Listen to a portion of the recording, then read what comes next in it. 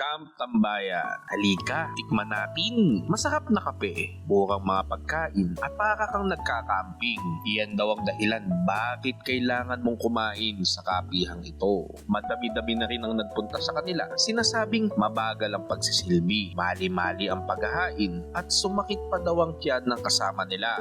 Habang ang ibang sabi ay napakabait ng taga-silbi, sulit ang paghahain, at napakasarap tumambay parang nasa camping ka. Kaya naman, nandito tayo ngayon upang bigyan sila ng tapat at brutal na pagsusuri sa kanilang kapihan. Halika sa Kalatagan!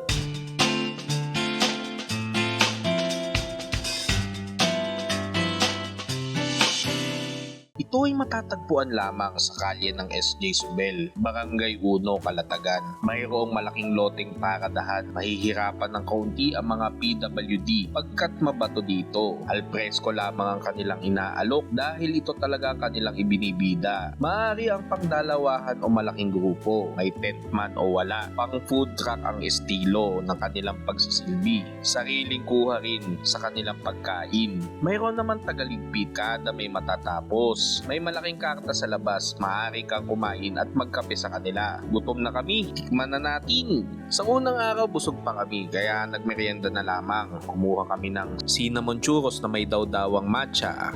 5 piraso na yung churros, 5 pieces lang. Malambot, masarap ang sausawan. Wala mo ng dip. Tap na siya, walang dip eh. Okay yung pagkakaluto mo. Parang hindi nga oily eh. Pasado. 100 plus. 119 plus 20. Ano yung combination ng matcha sa White cheddar fries. Sakto ang dami at hindi ganoon kamamantika. Ano presentable. Ito parang slow cheese, white cheese. Ganun. Top?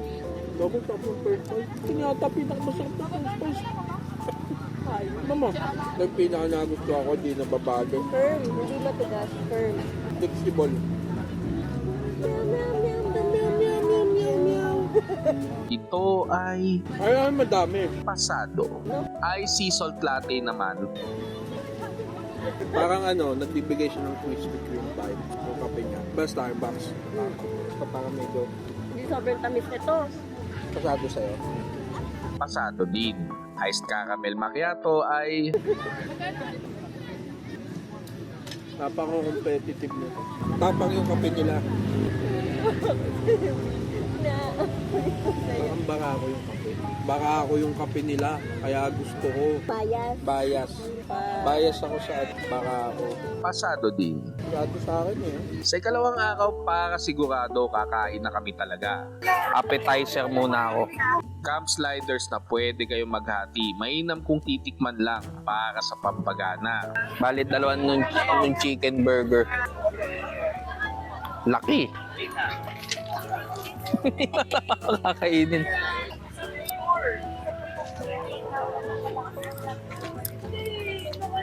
Sarap. Fairness Dami nga mo ako daw na to. Chop.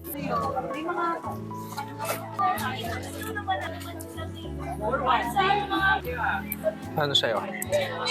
Asado sa akin, 169. Dalawang ganyan. Asado? Asado? Oo, asado. Hindi, burger yan eh. Pasado siya sa iwayang gulay. Masarap yung mayonnaise. Okay yung patty. Okay yung lettuce. Ang pinakayo ko lang talaga yung kumakain sa maliit na burger. Gumagano, no? Very well. Kung kakakamelize nga, quality lahat. Okay din yung tartar sauce niya. Nachos overload. Yan na. Pasado din. Ano na? Wala na. Ano natin, pasado. Para sa snack. Pasado din. Boom. Ito muna. Rib eye steak ang sa akin. Medium rare. Medium rare. Talagyan na kita maubos ko ito, Bobby. Ay! Yan na yan. Kuha naman. Wow. Kaiba. Parang gatas na Maubos ko kasi ito eh. May nagkakamping ka, tapos may ganito. Pasadong pasado. First bite. Alya e olio sa aking nobya. Yung noodle niya, hindi siya yung makapal. Manipis lang. Siya angel hair. Oo, angel hair nga siya. Basic na negrong tinapay. Check natin ulit. May chili siya. Pati na powder. Oo. Pero kung hindi natin, kung i-overlook natin yung price, typical tinapay, May ano naman, may butter. butter. Ayan, pwede na yan. Sa inumin ay iced roasted almond, Chop nito. pasado, at ang kanilang pinagmamalaking barista blend. Roasted almorands. No. Uy. Okay ah. Nati. Pasado rin. Okay na, pasado.